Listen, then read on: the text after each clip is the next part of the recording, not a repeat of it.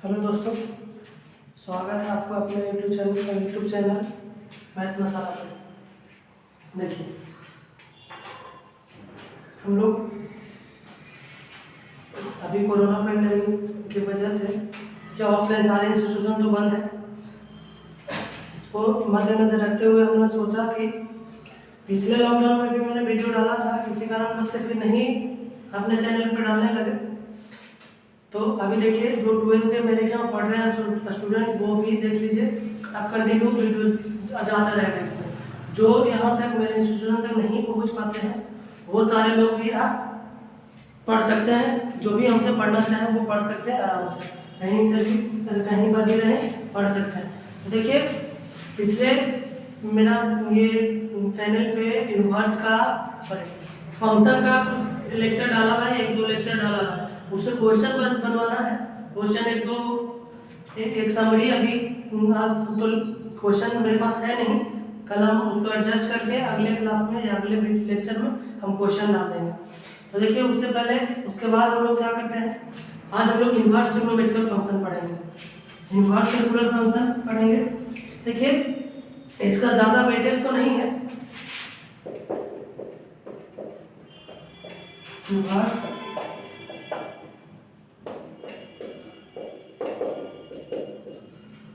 Trigonometrical function, देखिए inverse trigonometrical function का ज़्यादा वेटेज नहीं है एग्जाम में। 12th का आपका सीबीएसई हो या बिहार बोर्ड हो, दोनों एग्जाम में उतना ज़्यादा वेटेज नहीं है। यहाँ पे देखिए, सीबीएसई में भी 4-5 मार्क्स का पूछता है और बिहार बोर्ड में भी 4-5 मार्क्स का करीब पूछता है। इसमें देखिए, बिहार बोर्ड में अब 6-7 नंबर का पूछने लगा। इसके पीछे रीजन की ऑब्जेक्टिव का या नंबर ऑफ क्वेश्चन इंक्रीजमेंट कर दिया है, तो इसके वजह से। तो देखिए, ट्रिग्नोमेट्रिकल फंक्शन है, इनवर्स ट्रिग्नोमेट्रिकल फंक्शन है। इसमें ज़्यादा मतलब वो बात नहीं है, ज़्यादा इसमें मतलब वेटेज नहीं है, लेकिन इसमें पूरा कैलकुलस आपको जो 12th में आगे पढ़ेंगे, कैलकुलस इनवर्स का बहुत ज़्यादा मतलब ह्यूज अमाउंट में उसको यूज है, उसमें बहुत ज़्यादा यूज है। तो इनवर्स ट्रिग्नोमेट्रिकल फंक्शन और बहुत इजी भी है। इसमें क्वेश्चन छूटने का डर भी नहीं रहता, चांसेस नहीं है, एकदम इजी क्वेश्चन पूछता है। दूसरी बात, थोड़ा सा मेहनत इससे में करना है और इसका यूज बहुत ज़्यादा है आगे आपको। तो देखिए, सबसे पहले इनवर्स ट्रिग्नोमेट्रिकल फंक्शन में हम सबसे पहले इसके पहले ट्रिग्नोमेट्रिकल फंक्शन के बारे में चर्चा करते हैं। ट्रिग्नोमेट्रिकल फंक्शन कहते हैं किसको? तो देखिए, ट्रिग्नोमेट्रिकल फंक्शन हम कहते हैं, जैसे मान लीजिए कि कोई भी एक फंक्शन, देखिए हम फंक्शन को ऐसे डिनोट करते हैं। मान लीजिए कि हमको fx बराबर x², ये फंक्शन क्यों, या इसको y बराबर हम लिखते हैं। तो फंक्शन है, फंक्शन में एक हमको वैल्यू है, डिपेंडेंट एक इंडिपेंडेंट वेरिएबल। तो यहाँ पे देखिए, जो ये वैल्यू है x का, ये x इंडिपेंडेंट होता है या डिपेंडेंट होता है। थोड़ा सा देखिए, एक हम फंक्शन का चल ले रहे हैं थोड़ा सा। एक देखिए, फंक्शन जो है ना, वो एक मशीन के जैसा वर्क करता है, एक मशीन के जैसा वर्क करता है। इसमें हम सारा वैल्यू देंगे, इधर से वही हमको कुछ वैल्यू देगा ऐसे, ठीक है। मान लीजिए आप एकदम सिंपल, आप अपने घर में देखे होंगे क्या, मिक्सर सभी के घर में होगा, तो मिक्सिंग मशीन जिसको बोला था मसाला वगैरह पीसने वाला ना, होता है मशीन। तो यहाँ से देखिए, इसमें क्या होता है ना कि जैसे x जो है, x पे पूरा का पूरा फंक्शन डिपेंड कर रहा है, आपको दिख रहा होगा। अगर x का वैल्यू 1 रखे तो 1 देगा, 2 रखे तो 4 देगा, 3 रखे तो 9 देगा, और 4 रखे तो 16 देगा। ये पूरी तरह से हमको डिपेंडेबल है x पे। तो मतलब ये जो वैल्यू हम रख रहे हैं ना, कि अपने हिसाब से रख रहे हैं, और ये जो वैल्यू जो दे रहा है पूरी तरह इस पे डिपेंड कर रहा है। तो इस पे डिपेंड कर रहा है कहने का मतलब है, ये पूरा का पूरा ये जो वैल्यू है डिपेंडेंट वेरिएबल हुआ और ये इंडिपेंडेंट हुआ। इसमें जो वैल्यू हम रखे उसमें, तो अभी हम बताएं कि आपको अगर मिक्सिंग मशीन हो, उसमें अगर मान लिया जाए हम यहाँ से मिर्च डालें और सोचे कि हमको हल्दी पाउडर दे देगा, तो कभी हो सकता है? नहीं हो सकता। हम मिर्च डाले तो मिर्च पाउडर दिया, हल्दी डाले तो हल्दी पाउडर दिया, जो भी मतलब हम इधर से डालेंगे, आधी डाले तो आधी दिया, ये हम लहसुन डाले तो लहसुन दिया। तो वो चीज़ हमको देखना है यहाँ से। तो ये जो इंडिपेंडेंट वेरिएबल है, ये पूरा मतलब इस पे सारा का सारा हम पे डिपेंड करता है, हम क्या इसमें वैल्यू लग रहा है, और ये वैल्यू आउटपुट होता है जो हमको देता है। तो यही फंक्शन का कार्य है, ये जो होता है इंडिपेंडेंट वेरिएबल होता है, डिपेंडेंट वेरिएबल होता है। इसको हम लोग डोमेन के नाम से भी जानते हैं और इसको रेंज के नाम से जाना जाता है। तो इसको फंक्शन इसलिए बोले, तो फंक्शन के बाद था, फंक्शन इसलिए बोले कि जो y बराबर अगर हम मान लीजिए कि sin x रखें, y बराबर अगर sin x रखें तो इसमें देखिए ये भी एक फंक्शन के जैसा वर्क करेगा, फंक्शन के जैसा वर्क करेगा। तो यहाँ देखिए जो x जो है इंडिपेंडेंट वेरिएबल है, x का वैल्यू आप क्या क्या रख रहे हैं ये आप पे डिपेंड कर रहा है, और y क्या क्या देगा वो x पे डिपेंड करेगा। देखिए कैसे, जैसे sin मान लीजिए आप 0 डिग्री रखें तो y बराबर हमको sin 0 का वैल्यू भाई क्या होता है 0 देगा। अगर हम x बराबर 0 न रख करके 30 डिग्री रखें तो 30 डिग्री अगर हम रखेंगे तो sin 30 डिग्री का वैल्यू बताइए 1/2 देगा। इसी तरह से 45 रखें तो 1/2 देगा, तो देगा कि नहीं देगा, ये चीज देता है।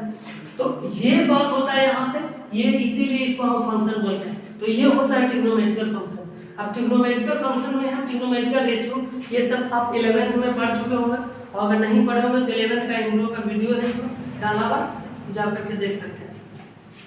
तो यहाँ से देखिए ये ट्रिग्नोमेट्रिकल रेशियो हमको 6 रेशियो पढ़ना था और उसी से हम ये करेंगे यहाँ।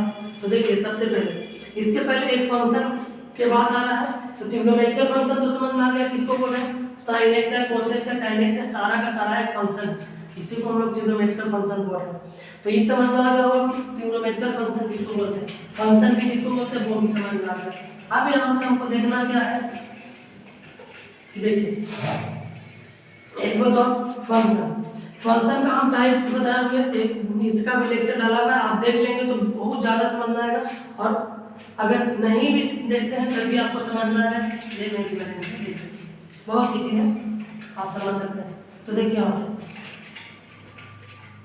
देखिए इन्वर्टिबल फंक्शन कहते हैं किसको, सबसे पहले देखिए यहाँ से कुछ पॉइंट्स लिख रहे हैं, वो पॉइंट्स ज़्यादा इंपॉर्टेंट तो नहीं है लेकिन समझने में हमको मदद करेगा, और इम्पोर्टेंस कह भी सकते हैं। देखिए क्योंकि बेसिक सारा चीज़ क्लियर रहेगा ना तो आपको पढ़ने में आगे मज़ा आएगा कुछ और। तो यहाँ से देखिए if any function is 1 1 and onto, then it is invertible function also. देखिए इसको इन्वर्टिबल फंक्शन भी इसको बोलेंगे, जब ये कोई मान लीजिए कि फंक्शन इन्वर्टिबल फंक्शन है तो यहाँ से मतलब फंक्शन है जो 1 1 रहेगा और ऑनटो रहेगा तब ये इन्वर्टिबल फंक्शन है।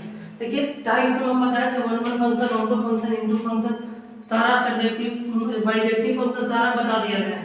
तो वो फंक्शन होता है अगर 1 1 है और ऑनटो है तो इसको हम बाइजेक्टिव या सिंपल ऐसे भी लिख सकते हैं कि अगर ये बाइजेक्टिव फंक्शन है तो ये इन्वर्टिबल भी होगा। इन्वर्टिबल होगा कहने का मतलब है कि जैसे देखिए f such that any function f है, x टेंस कर रहा है y पे, बोले तो x ऐसे इंडिपेंडेंट वेरिएबल, y ऐसे डिपेंडेंट वेरिएबल एग्जिस्ट करेगा कहाँ पे, तो y टेंस करेगा x पे।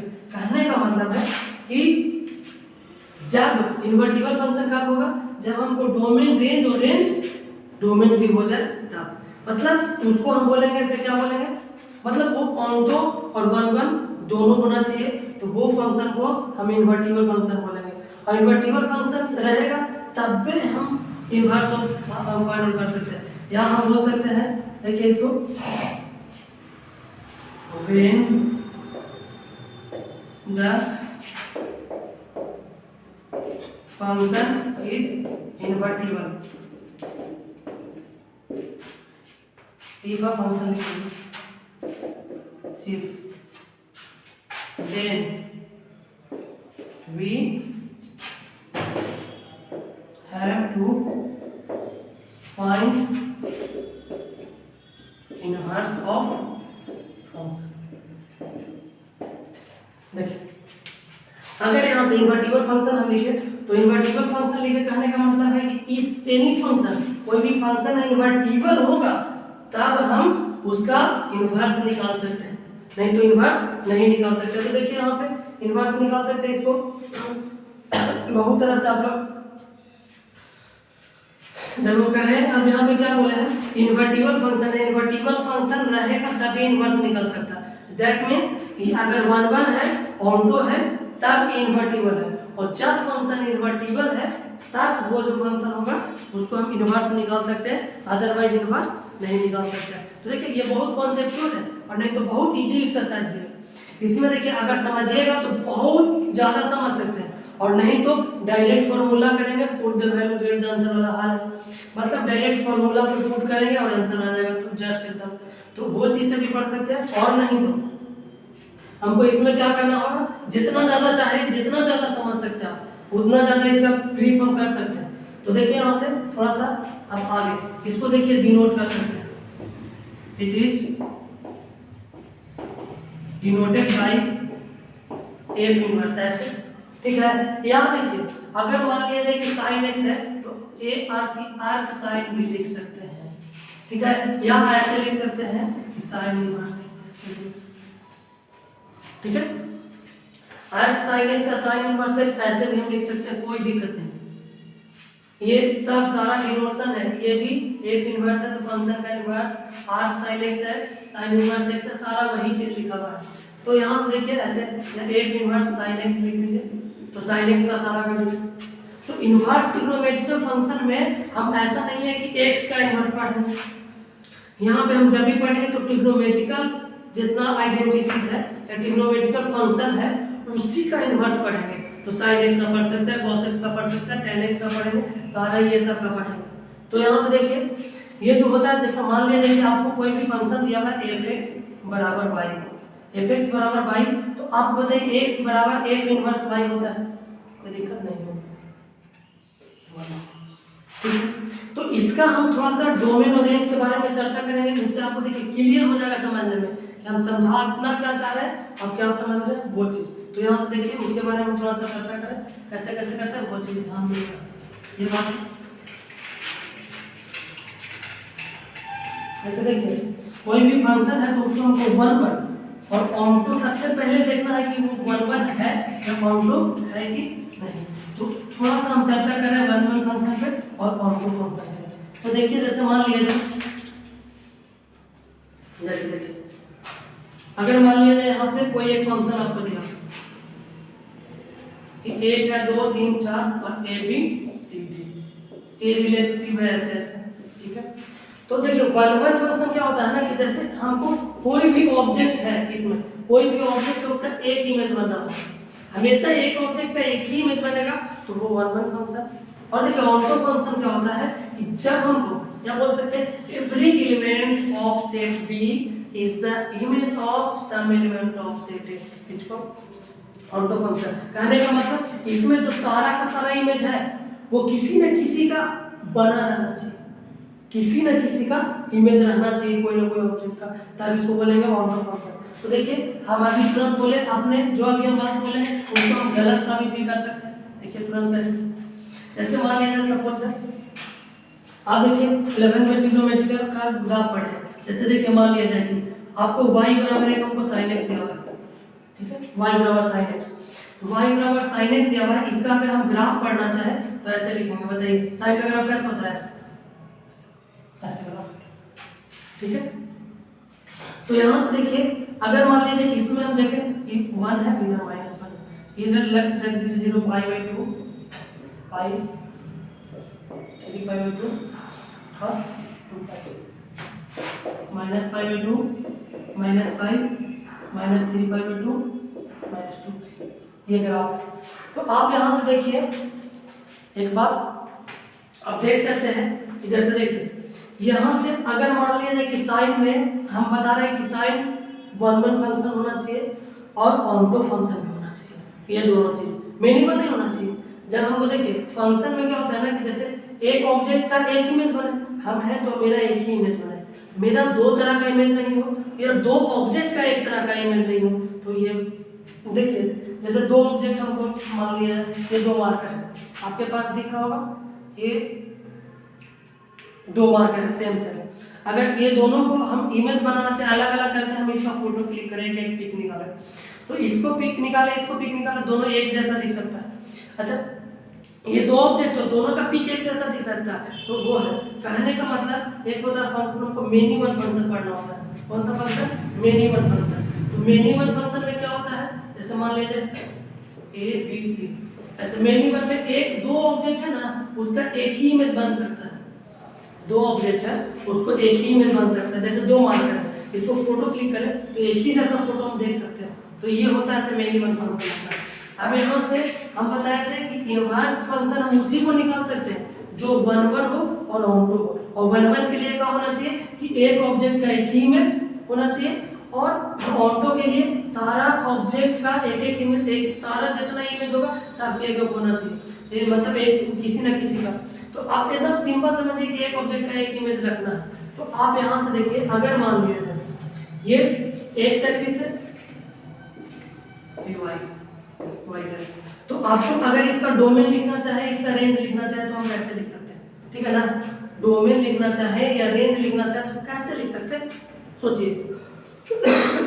तो y बराबर आपको sin x है, तो बताइए इसमें इंडिपेंडेंट वेरिएबल कौन है और डिपेंडेंट वेरिएबल कौन? सबसे पहले बात, तो ये जो x है इंडिपेंडेंट वेरिएबल है और ये y जो है क्या है?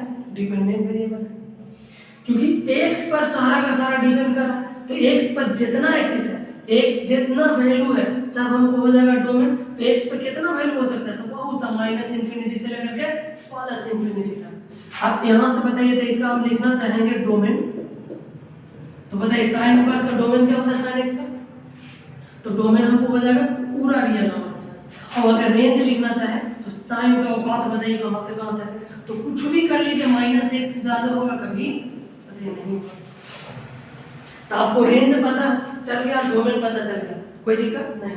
अब इसको हम देख ले रहे हैं कि ये फंक्शन 1 1 है या ऑन है कि नहीं, ठीक है। तो इनवर्स आखिर में इसको इनवर्स में निकालना है, तो इनवर्स में निकालने जैसे y बराबर हमको sin x है, तो x बराबर क्या होना चाहिए? sin इनवर्स y होना चाहिए। तो आप बताइए यहाँ से, जैसे हम लिख रहे हैं एक बात लिख रहे हैं, जैसे मान लिया जाए कि a है और b है, दो सेट आपको दिया हुआ है fx बराबर sin x का दो सेट दिया हुआ है, तो दो सेट दिया हुआ है, तो इसमें हमको एंगल लिखना है इंडिपेंडेंट ना, तो इंडिपेंडेंट मतलब कौन सी वैल्यू रखेंगे इससे, और इसमें क्या क्या वैल्यू देगा? तो बताइए इसमें 0 -1 और 1, इसके अलावा साइन में कोई वैल्यू देगा क्या? नहीं देगा। इसमें आप वैल्यू रखिए, अपने से क्या रखेंगे? तो 0 रख सकते हैं, π/2 -π/2 रख सकते हैं,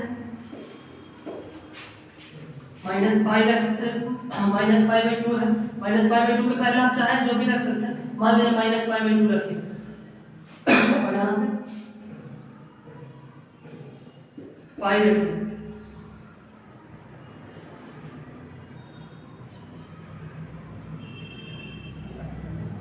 -π/3 रख रहा है, -π/3 यार देखिए पाई लिखेंगे तो थोड़ा सा कंफ्यूजन होगा। आप लोग ऐसा कीजिए कि 0 डिग्री है 30 डिग्री लिखिए, 30 डिग्री रखें, 45 डिग्री रखें, 60 डिग्री रखें, 30 डिग्री रखें माइनस में, 45 डिग्री रखें और ठीक है, इस तरह से। इसी तरह से एक और आगे अगर हम बढ़े तो यहाँ पे रख देते हैं 120 डिग्री, ठीक है, 120 डिग्री माइनस में 120 डिग्री। तो आप बताइए यहाँ से क्या होगा, सबसे पहले उसके बारे में हम चर्चा करते हैं। तो यहाँ से देखिए ये सारा वैल्यू इधर का होगा, इधर का होगा, सारा वैल्यू होगा। तो आप बताइए यहाँ से देख कर भी पता चला कि एक एक्सिस पे जहाँ जहाँ बताइए sin पाई का वैल्यू 0, sin 2 पाई का वैल्यू 0, sin x का वैल्यू 0 होगा नहीं होगा।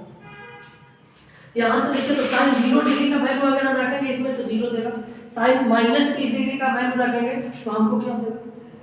साइन अगर -30 डिग्री है तो sine minus theta sine theta के बराबर होता है, माइनस साइन थीटा के बराबर, तो -1/2 हो जाएगा, मतलब 0.5। बताइए इसमें आएगा कहीं पे? बोलिए आएगा कि नहीं? माइनस में आएगा 0.5। इसी तरह से यहाँ पे अगर हम 30 डिग्री रखें, 60 डिग्री रखें तो 30 डिग्री का वैल्यू आएगा 1/2 0.5, ऐसे कुछ 0.5। इसी तरह से 45 डिग्री के रखें तो कुछ यहाँ पे आएगा, 60 डिग्री के रखें तो साइन 60 डिग्री का वैल्यू कितना होता है? √3/2, तो 0.7 है, मान लीजिए ये वाला वैल्यू आएगा। और साइन 120 डिग्री का वैल्यू भी 0.7 होगा, काहे कि साइन 60 डिग्री और साइन 120 डिग्री दोनों का वैल्यू बराबर होता है, साइन 60 डिग्री का और साइन 120 डिग्री का। अब बताइए यहाँ से दो ऑब्जेक्ट है और दोनों का इमेज सेम, या ऐसे समझ में आ गया होगा, क्योंकि देखिए 1 1 बन रहा है, लेकिन यहाँ पे देखिए मेनी 1 बन गया, दो ऑब्जेक्ट का एक इमेज बन रहा है, तो ये तो ऑटो ये 1 1 हुआ नहीं ना, 1 1 कहाँ हुआ, नहीं हुआ। तो यहाँ से देखिए वही चीज यहाँ पे करेंगे, जैसे π/2, मतलब यहाँ पे एक एक वैल्यू के लिए हमको एक एक आंसर आना चाहिए, एक एक चीज आना चाहिए। तो बताइए π/2 है, तो π/2 के लिए हमको कितना आना चाहिए बताइए, साइन π/2 का एक आता ना है, या साइन 180 डिग्री का वैल्यू कितना आना चाहिए 0, साइन 360 डिग्री का वैल्यू भी 0। तो यहाँ से दो चीज का, साइन का हमको 180 का भी 0 आया और साइन 2π का भी 0 आया, दो चीज का है। तो बताइए दोनों ऑब्जेक्ट का एक ही इमेज बना है ना, ये तो मिनिमम हो गया, तो मिनिमम हो गया तो इसको तो इनवर्स निकालेंगे नहीं, हमको चाहिए 1 1 और 1 2। तो इसीलिए क्या किया जाता है कि हमको कोई वैसा कंसीडर कर लिया जाता है जहां से इजी हो जाए, मतलब उतना तक कोई वैल्यू, दो वैल्यू के लिए एक आंसर नहीं आवे, दो वैल्यू रखे हम एंगल में तो एक चीज नहीं आवे, तो साइन -π/2 से लेकर के π/2 तक कंसीडर करके चलते हैं, एक पीरियड लेकर के चलते हैं। इसी को हम लोग प्रिंसिपल वैल्यू के नाम से भी जानते हैं, इसको हम लोग प्रिंसिपल वैल्यू के नाम से भी जानते हैं। तो देखिए ये बात है, अब इसको समझ में आ गया होगा। तो इनवर्स का हम डोमेन और रेंज कैसे निकालेंगे, तो डोमेन और रेंज हम पूरा का कोई भी फंक्शन है उसमें पूरा का डोमेन रेंज नहीं निकालेंगे, क्योंकि आपको पता होगा 11th में पढ़े हैं प्रोग्राम में जो 0 से 90 डिग्री तक रहता है वही वैल्यू बार बार क्वाड्रेंट में चेंज होते रहता है। अब आप बताइए कि मतलब हमेशा चेंज होते रहेगा उसी में, तो दो वैल्यू के लिए दो जैसे कोई भी एंगल होता है उसका एक वैल्यू तो आना ही आना है, आएगा ही आएगा, तो वो चीज होता है। अब यहाँ से देखिए ये था डोमेन और रेंज, थोड़ा सा समझ लें उसके बारे में।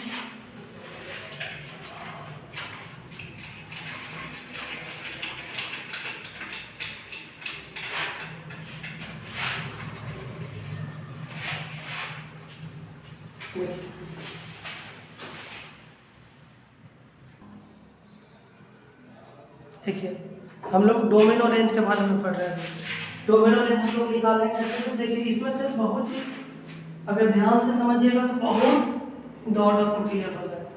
सबसे पहले देखिए डोमेन की एक्स एक्सिस है, वाई एक्सिस, यहाँ से देखिए तो जहाँ पे कट कर रहा है सब जगह पे साइन देखिए साइन 180 डिग्री का वैल्यू 0, साइन 360 डिग्री का 0, साइन 0 डिग्री का 0, साइन -180 का 0, साइन यहाँ पे -360 का भी 0 होता है। और जहाँ पे ऊपर पर कट रहा है सबका वैल्यू देख लेंगे, बोलेगा साइन 90 डिग्री का -90 का, इसके सामने कहाँ पे माइनस। तो यहाँ से देखिए सबसे पहले इसका अगर हमको डोमेन की बात कर रहा है, डोमेन की बात कर रहा है और रेंज, तो बताइए डोमेन इसका क्या होगा, तो डोमेन हमको क्या क्या हो सकता है x के जगह पर, तो आप बताइए x के जगह पर हम सब वैल्यू रख सकते हैं कि ना, सब वैल्यू रखेंगे तो कुछ ना कुछ y के वैल्यू देगा, तो बताइए पूरा रियल नंबर लिखेंगे। रेंज कहेगा तब क्या करेंगे भाई, तो रेंज कहेगा तो क्या कर सकते हैं, तो रेंज हमको -1 से 1 के बीच में ही आएगा, -1 से 1 के बीच में ही आएगा।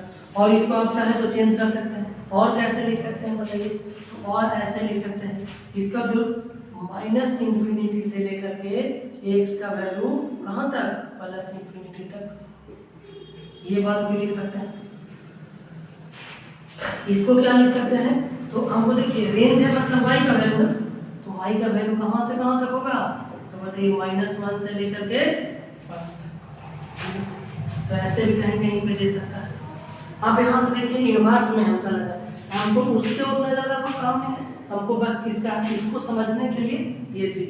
अब बताइए x बराबर साइन इनवर्स y चला गया, तो y चला गया तो y हमको क्या हो गया, y यहाँ से देखिए y का डिफरेंट वैल्यू के लिए x का कुछ वैल्यू होगा, तो y का डिफरेंट वैल्यू के लिए x का कुछ वैल्यू होगा, तो y का डिफरेंट इतना सारा वैल्यू है, तो सारा वैल्यू है। तो अगर हम इसको 1 1 फंक्शन और 2 फंक्शन, अगर इसको हम चेक करें तो इसको तो 1 1 है, 1 1 नहीं है, ऑनटो हो सकता है, लेकिन 1 1 नहीं तो मेनी वन है, काहे कि 2 वैल्यू के लिए क्या आंसर दे रहा है। तो इसमें देखेंगे हम, इसमें हमको इन्वर्स उसका निकालना है। तो इन्वर्स निकालना है तो sin x सबसे पहले बात की, ये ऑनटो फंक्शन है ये नहीं, सॉरी 1 1 फंक्शन है ये नहीं, तो 1 1 फंक्शन है ये नहीं है, या बाइजेक्टिव फंक्शन है ये नहीं है, तो इन्वर्स निकलेगा कैसे? तो इन्वर्स नहीं निकलेगा, तो नहीं इन्वर्स निकलेगा तो हमको इसीलिए क्या करना है कि एक छोटा सा पार्ट कंसीडर कर लेना है, और उसी के बीच में कैसा पार्ट कंसीडर करेंगे जहां उसका वैल्यू जो होगा डिफरेंट वैल्यू के लिए डिफरेंट आंसर होगा, मतलब डिफरेंट y के डिफरेंट वैल्यू के लिए x का वैल्यू डिफरेंट आएगा। तो वो बात, अब ये ऐसा नहीं, ये ऐसे भी कंसीडर कर सकते हैं, यहाँ से यहाँ भी डिफरेंट होगा, यहाँ से यहाँ तक भी डिफरेंट होगा, लेकिन ये हमको पहले ही मतलब जो बुक दे दिया है, या जब ट्रिग्नोमेट्री स्टार्ट किए पढ़ने के लिए सारा बुक यही प्रीफर करता है, तो ये चीज़ भी हो सकता है और ये चीज़ भी हो सकता है, वो ये कंसीडर करते हैं। तो इसका अगर आपको डोमेन पूछा जाए तो आप बताइए क्या होगा? तो डोमेन क्या होगा? एक्स एक्सिस पे डोमेन, वाई एक्सिस पे रेंज। तो डोमेन यहाँ -1 से लेकर के -1 तक। यहाँ पे देखिए तो डोमेन पूरा रियल नंबर था ना, पूरा। यहाँ पे डोमेन कहाँ से कहाँ तक ग्राफ गया है? -1 से का उधर गया है नहीं, एक से इधर आया है क्या? तो जब भी तुम बताइए, और इसको क्या लिख सकते हैं? -1 से लेकर के x कहाँ तक? 1। अच्छा, रेंज की बात कहा जाए तो रेंज कहाँ से कहाँ तक हो सकता है? तो रेंज अभी तुरंत एक छोटा सा इंटरवल कंसीडर किए, तो इस इंटरवल को हम लोग बोलेंगे कहाँ से? -π/2 से लेकर के π/2। ये बात, तो इसको रेंज के लिए क्या लिख सकते हैं? -π/2, और ये y का वैल्यू, सॉरी y है ना यहाँ पे, y होगा यहाँ पे, और यहाँ पे हो जाएगा x कहाँ से कहाँ तक? ये हो जाएगा हमको π/2 तक। तो ये हो जाता है, देखिए ऑब्जेक्टिव डायरेक्ट कभी यही पूछ देगा, सेम क्वेश्चन ऐसे। तो उसका डोमेन और इसका रेंज के बारे में समझ में आएगा, किसको डोमेन बोलेंगे और किसको रेंज बोलेंगे, कैसे निकालेंगे वो चीज़ भी क्लियर हो गया। तो अब हम लोग sin x हो गया, इसके बाद cos x का निकालते हैं, tan x का निकालते हैं। देखिए हम लोग y बराबर cos x का निकालेंगे, ठीक है। तो y बराबर cos x में इसका भी हम ग्राफ बना सकते हैं बहुत इजीली। बताइए यहाँ पे तो 0 होता है, cos 0 का वैल्यू 1, फिर cos आप अपने से सोचिए 90 डिग्री का वैल्यू कितना होता है? तो 0। अब बस ऐसे बन गया और क्या, cos का ग्राफ बन गया। इधर हमको π/2 होगा, इधर -π/2 होगा, और इधर -π होगा, इधर +π/2 होगा।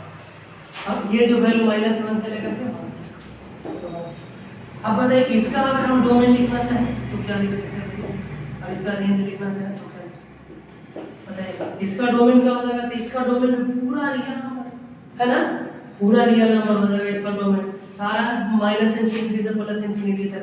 इसका रेंज अगर बोला तो रेंज बोला तो क्या हो जाएगा? इसका औकात कहाँ से कहाँ तक है? तो -1 से 1 तक इसका रेंज हो गया।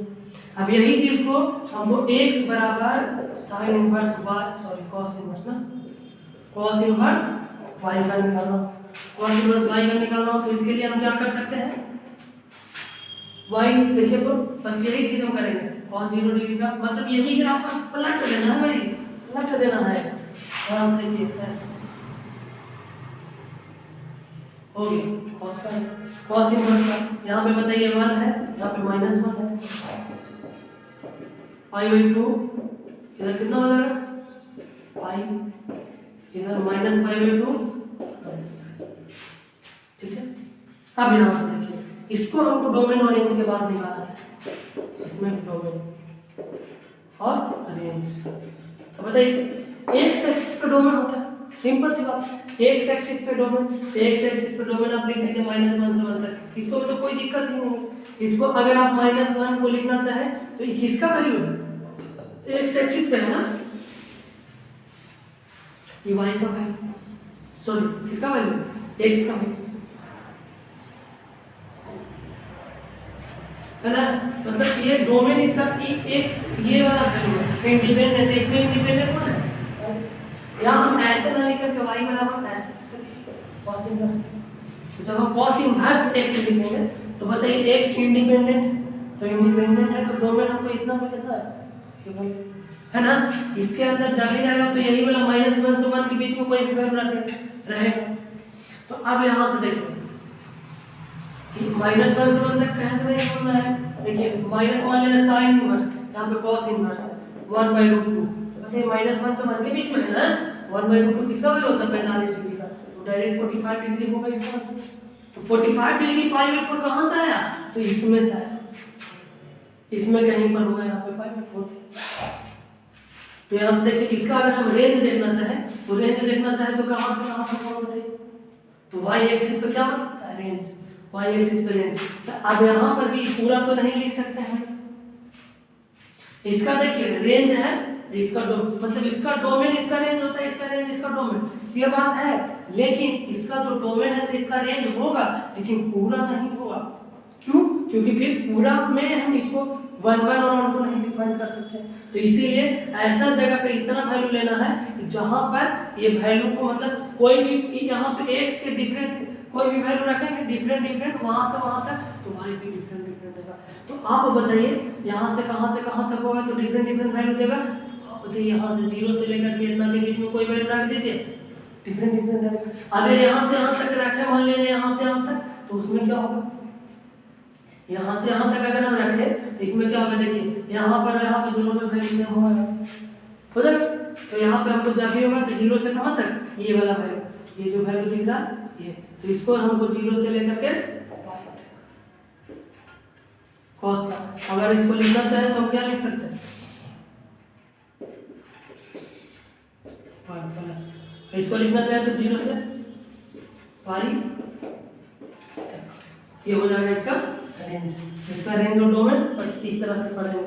कोई भी आपको देखिए सारा इसमें आंसर जितना भी हम लेकर के लाएंगे सारा प्रिंसिपल वैल्यू में, मतलब कोई भी वैल्यू अगर देता है एंगल के रूप में हमको यही 0 से पाई तक ही इसमें लेना, साइन में -π/2 से π/2 तक ही लेना एक पीरियड में। ठीक है, इतना तक ही आज रहेगा, इसके बाद अगले लेक्चर में।